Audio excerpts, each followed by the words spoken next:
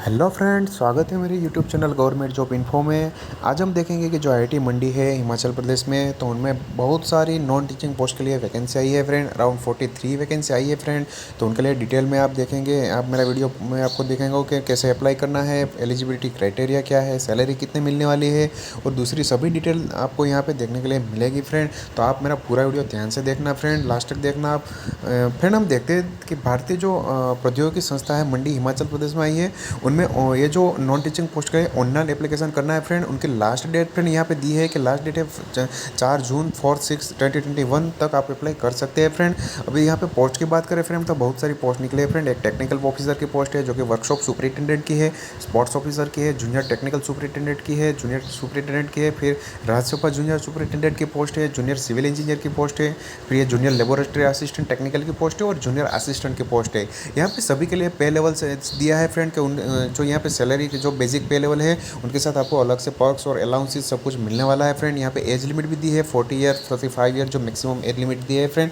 तो यहाँ पे आप देख के आपको देखना है फ्रेंड। यहाँ पे रिजर्वेशन जो दिया है कैटेगरी वाइज कितनी कितनी पोस्ट है फ्रेंड। तो यहाँ पे देखते हैं SC ST OBC EWS and unreserve के लिए पोस्ट है फ्रेंड। तो यहाँ पे जो टेक्निकल ऑफिसर की सिर्फ एक ही पोस्ट है जो कि अनरिजर्व पोस्ट है फ्रेंड। तो उनमें कोई भी जो एप्लीकेंट है वो अप्लाई कर सकते हैं फ्रेंड। ये पूरी जो वैकेंसी है जो पूरे इंडियन के लिए है, इंडियन का कोई भी नागरिक इनमें अप्लाई कर सकते हैं फ्रेंड। लास्ट डेट आपको याद रखना है कि 4 जून है वो लास्ट डेट है फ्रेंड। उनसे पहले आपको अप्लाई करना पड़ेगा फ्रेंड।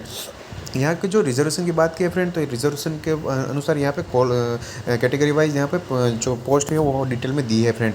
यहाँ पे हम बात करें फ्रेंड कि यहाँ पे जो रिक्रूटमेंट है उनके लिए क्वालिफिकेशन की बात करें फ्रेंड, तो जो टेक्निकल ऑफिसर है वो ग्रुप 1 की पोस्ट है फ्रेंड, ग्रुप A की पोस्ट है और अनरिजर्व के लिए एक ही मतलब अनरिजर्व पोस्ट है फ्रेंड जनरल कोटा के लिए। तो उनके लिए जो क्वालिफिकेशन एक्सपीरियंस की बात करें फ्रेंड, तो यहाँ पे BTech मैकेनिकल प्रोडक्शन इंजीनियरिंग किया होना चाहिए आपने। उनके साथ आपके पास 5 ईयर का एक्सपीरियंस होना चाहिए, रेलेवेंट एक्सपीरियंस होना चाहिए। और यदि आपने M.Tech इन मैकेनिकल प्रोडक्शन इंजीनियरिंग किया है तो आपको 1 ईयर का एक्सपीरियंस 1 ईयर का एक्सपीरियंस चाहिए फ्रेंड। तो यदि आपने BTech किया है फ्रेंड तो आपको 5 ईयर का एक्सपीरियंस चाहिए। और यदि आपने मास्टर किया है फ्रेंड तो आपको सिर्फ 1 ईयर का एक्सपीरियंस चाहिए फ्रेंड यहाँ पे अप्लाई करने के लिए। और यहाँ पे लिखा है कि और equivalent grade 6.5 in out of 10 point scale and consistently excellent academic record आपका होना चाहिए फ्रेंड। यहाँ पे और में आपको लिखा है फ्रेंड कि employ of institute serving as a technical superintendent workshop superintendent for at least 5 year in the pay level 7 और higher in the institute can be also apply for the post friend. यहाँ पे जो डिजायरेबल रहेगा friend, यहाँ पे जो experience वो रहेगा कि यदि work experience in relevant field like maintenance of scientific equipment such as CNC machine center, laser machining, friction stir welding, 3D printer है, स्टीर कैसिंग जो सिस्टम है, या तो फिर नॉलेज ऑफ आपको understanding of administrative responsibility with ability of supervision, support of fabrication development equipment, research project and under की जो teaching of basic mechanical workshop skill. तो यदि आपके पास ऐसे स्किल है फ्रेंड तो भी आप अप्लाई कर सकते हैं। ये जो पूरी वैकेंसी है वो ये आपको स्कूल ऑफ इंजीनियरिंग का सेक्शन है उनमें आपको पोस्टिंग मिल सकता है फ्रेंड। यहाँ पे हम स्पोर्ट्स ऑफिसर की बात करें तो फ्रेंड अनरिजर्व के लिए एक ही पोस्ट है, यहाँ पे ग्रुप A की पोस्ट कहलाती है फ्रेंड। ये जो आपको पोस्टिंग है एडमिनिस्ट्रेटिव डिपार्टमेंट में आपको काम करना पड़ेगा। उनके लिए हम क्वालिफिकेशन की बात करें फ्रेंड तो एसेंशियल क्वालिफिकेशन में मास्टर डिग्री मांगा है, master degree in physical education of और master degree in sports science with at least 55% mark. तो आपके पास यदि 55% मार्क है और आपने मास्टर किया है फिजिकल एजुकेशन या तो फिजिकल स्पोर्ट्स साइंस में आपने किया है फ्रेंड तो आप अप्लाई कर सकते हैं। उनके साथ आपका जो record of having represent the university college at the inter university competition और स्टेट एयर और नेशनल चैंपियनशिप, आपने नेशनल चैंपियनशिप या तो यूनिवर्सिटी इंटर कॉलेज में आपने अच्छा प्रदर्शन किया है तो भी आप अप्लाई कर सकते हैं। और उनके साथ qualified the national level test conducted for the purpose of UGC और any other agency approve by UGC and pass the physical fitness test conduct according with this regulation. और उनके साथ आपके पास द 10 ईयर का एक्सपीरियंस मांगा है friend, 10 years experience is a PTI और higher in the pay level 6 और इक्विवेलेंट। तो फ्रेंड यहाँ पे बात हुई स्पोर्ट्स ऑफिसर की। अभी हम बात करते हैं जूनियर टेक्निकल सुपरिटेंडेंट की, तो जो उनके लिए आपको यहाँ पे ग्रुप B की पोस्ट है और टोटल मिला के कुल मिला के 5 पोस्ट है यहाँ पे। तो उनके लिए एसेंशियल क्वालिफिकेशन की बात करें फ्रेंड तो यहाँ पे first class bachelor degree honours degree in science in relevant subject computer electrical और इलेक्ट्रॉनिक्स की बात की है। उनके साथ 5 ईयर का एक्सपीरियंस मांगा है फ्रेंड। अदरवाइज और में लिखा है फ्रेंड कि यहाँ पे आपने यदि डिप्लोमा किया है फ्रेंड और उनके साथ 5 ईयर का एक्सपीरियंस तो भी आप अप्लाई कर सकते हैं। पोस्ट ग्रेजुएट डिग्री है आपके पास रिलेवेंट फील्ड की तो आपको 1 ईयर का एक्सपीरियंस चाहिए फ्रेंड, या तो फिर BTech किया है तो भी आप अप्लाई कर सकते हो। और आपको एटलीस्ट डिजायरेबल 1 ईयर का experience in the relevant field like computer electrical electronics का है फ्रेंड तो भी आप अप्लाई कर सकते हैं। ये जो पोस्ट है वो उनके लिए आपको school of computing and electrical engineering का जो डिपार्टमेंट में उनको आपको उनमें आपको पोस्टिंग मिलेगा। यहाँ पे जो एसेंशियल स्किल की बात की वो भी यहाँ पे लिखा है फ्रेंड। यहाँ पे जो जूनियर टेक्निकल सुपरिटेंडेंट की पोस्ट की बात की फ्रेंड तो यहाँ पे डिटेल में लिखा है फ्रेंड कि आपको आपने फ्रेंड यहाँ पे फर्स्ट क्लास जो बैचलर जो डिग्री है friend, first class bachelor degree in science related to subject grade from recognised university, और उनके साथ 5 ईयर का एक्सपीरियंस चाहिए फ्रेंड। उनके साथ फर्स्ट क्लास आपने और आपने यहाँ पे लिखा है कि जो आपके पास डिप्लोमा का डिग्री है कंप्यूटर इलेक्ट्रिकल मैकेनिकल का और आपके पास 5 ईयर का एक्सपीरियंस है तो भी आप अप्लाई कर सकते हैं। यदि आपने पोस्ट ग्रेजुएट डिग्री किया है फ्रेंड तो आपके पास 2 ईयर का एक्सपीरियंस चाहिए, और यदि आपने बी बीटेक किया है तो भी आपको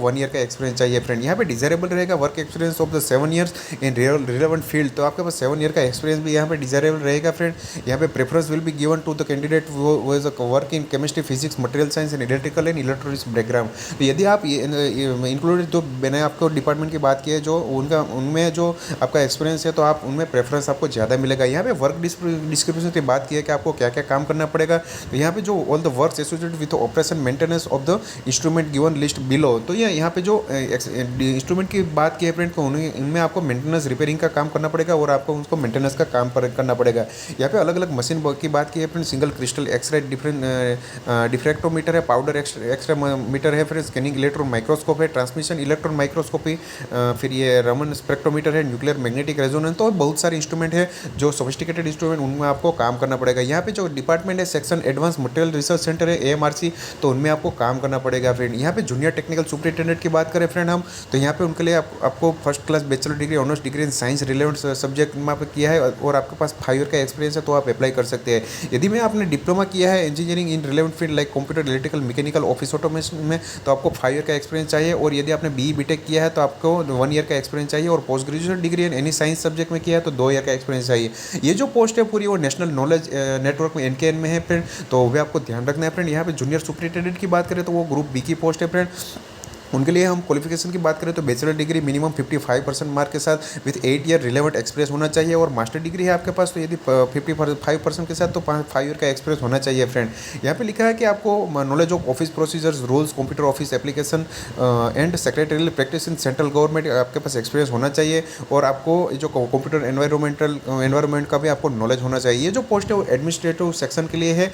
अभी हम जूनियर सुपरिटेंडेंट राज्यसभा की बात करें तो एक ही पोस्ट है वो अनरिजर्व के लिए है, उनके लिए एसेंशियल क्वालिफिकेशन की बात करें फ्रेंड तो master degree in Hindi from recognised university institute आपने किया होना चाहिए, इंग्लिश लैंग्वेज में सब्जेक्ट में डिग्री और level master degree in English from recognised university institute with Hindi as a subject at least degree level with at least 55% mark, और आपके पास 1 year relevant experience of translation in grade pay 2800 का level 5 का experience होना चाहिए friend.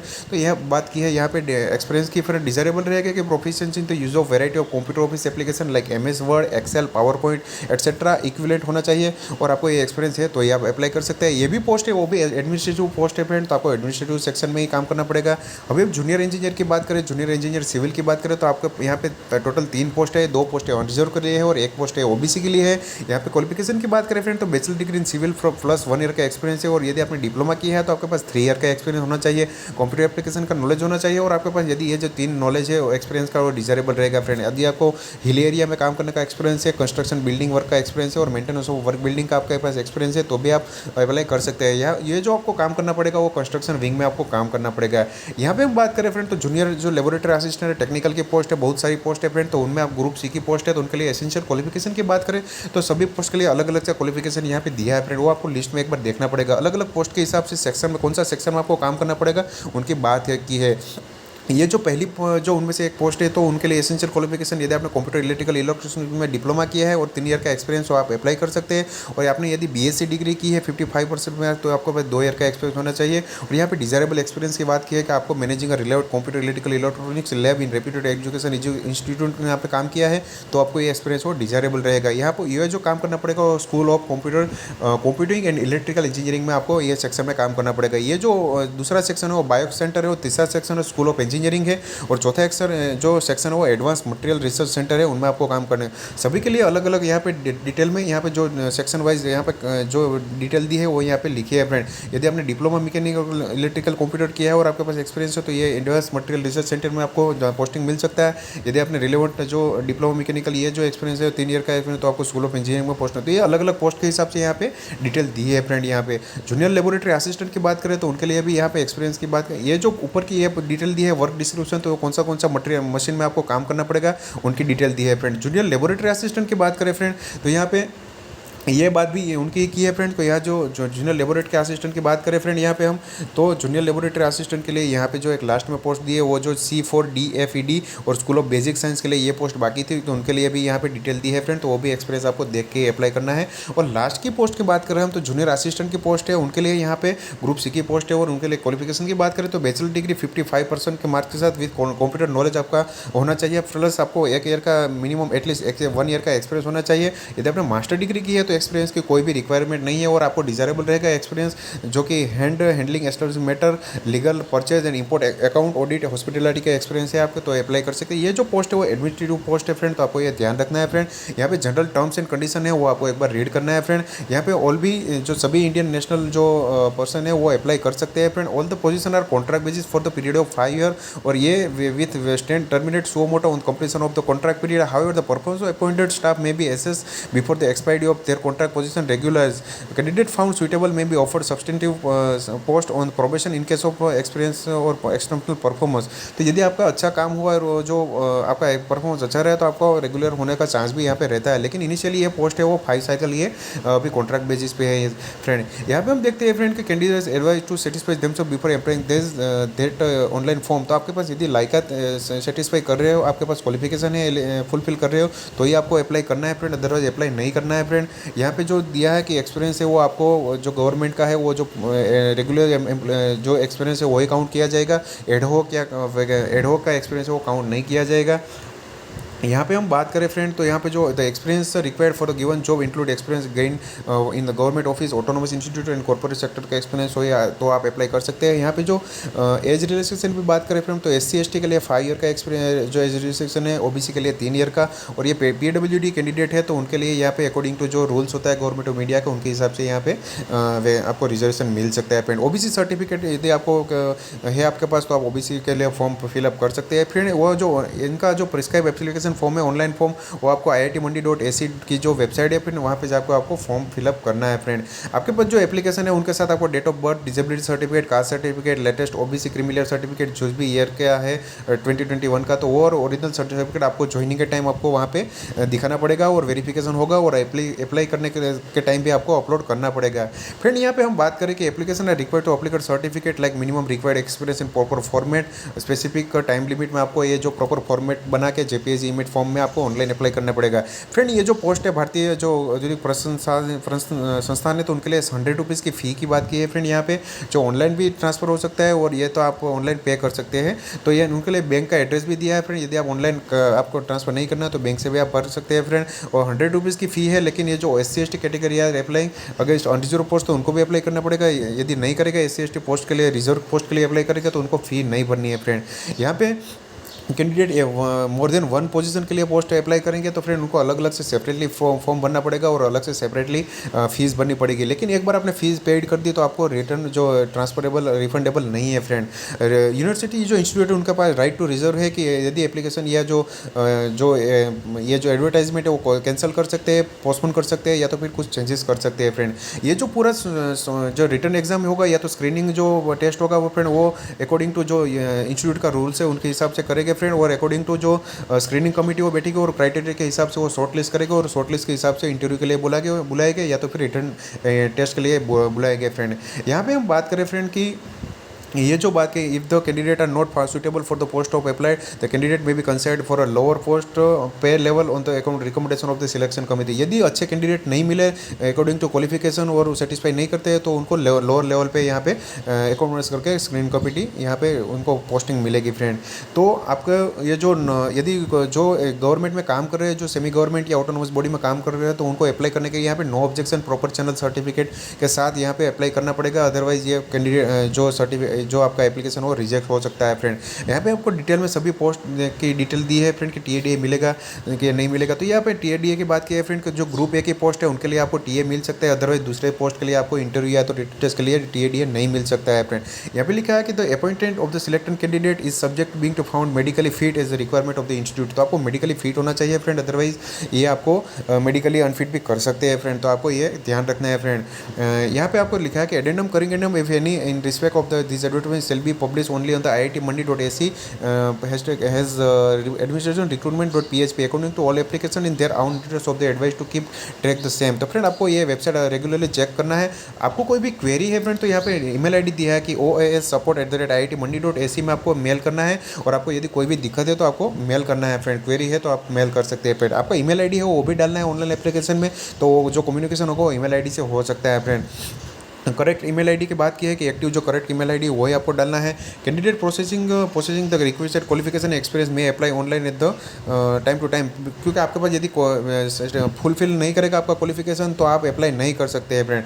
In the event of any discrepancy between the Hindi और English version of the this advertise the English version is prevail. यदि कुछ भी हिंदी में या इंग्लिश में कुछ ट्रांसलेशन का प्रॉब्लम हुआ है तो आपका इंग्लिश लैंग्वेज है उनके हिसाब से आपको जो पूरा एप्लीकेशन वो लिखना है फ्रेंड। एनी डिस्प्यूट होगा या तो फिर एडवर्टाइज डिस्प्यूट रहेगा तो solve jurisdiction of the court situated at IIT Mandi, जो मंडी है हिमाचल प्रदेश ओनली, तो उनके हिसाब से ही रहेगा फ्रेंड।